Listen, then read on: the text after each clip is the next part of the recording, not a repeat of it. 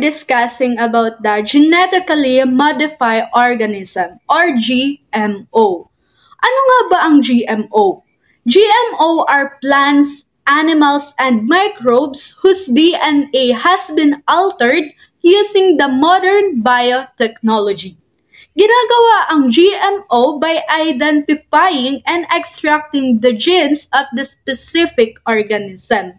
Ang layunin ng GMO is to improve the crop yields, to resist the pests and disease, tolerate the harsh environment, and to enhance the nutritional value. Gayunpaman, ang GMO ay may epekto sa ating kalusugan at kalikasan. Ngunit ang GMO rin ay may malaking natutulong sa atin. Ang golden rice o malusog rice ay GMO na palay na may beta-carotene sa anyo ng vitamin A.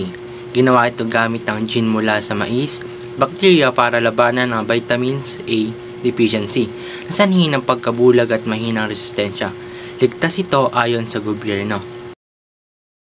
Ngayon, pag-usapan naman natin ang biotech eggplant or BT eggplant. Isa siyang genetically modified crop na may katulad na traits sa golden rice. Ang BT eggplant ay isang variant ng eggplant kung saan ito'y minodified upang makapag-resist ng eggplant fruit and shoot borer or EFSB. Ito ay mga major pest insects ng eggplant sa Pilipinas, which reduces the crop yields up to 50 to 70% sa Pilipinas.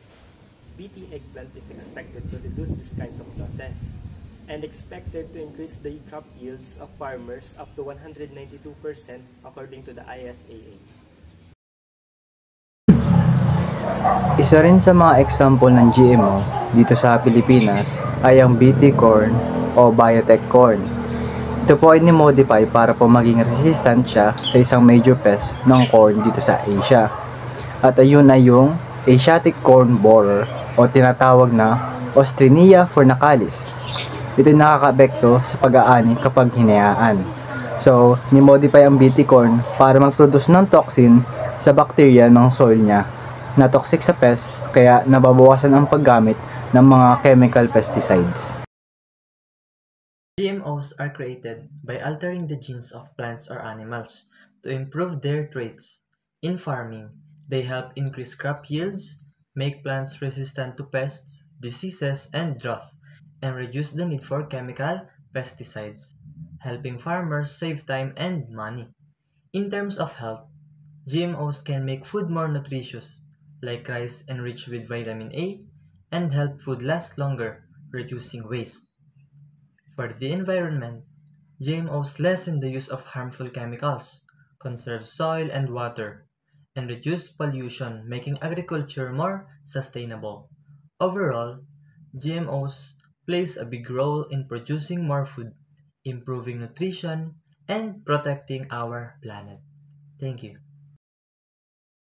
Genetically modified organisms, or GMOs, have brought both significant impacts on benefiting and challenging the Philippine society. For farmers, GM crops like BT corn have brought both increase in harvest and decrease in pesticide usage, which help in raising income and protecting health. However, the high cost of seeds and dependency on biotech companies have made many small farmers more vulnerable. For consumers, GMOs such as golden rice aim to improve nutrition by addressing vitamin A deficiency, yet concerns about long-term health effects and lack of food labeling remains. For environmentally, GMOs can reduce chemical pollution and, much like with farmers, help in reduce pesticide usage, but they may also cause pest resistance and cross-pollination, which is detrimental and threatening to biodiversity.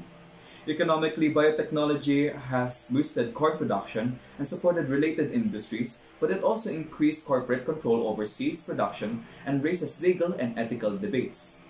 Overall, most of the contentions against GMOs in the Philippines revolve around their impact, where lawmakers and various sectors see the production and commercialization of GMOs as something that can negatively impact and affect the country's economy, health, and environment.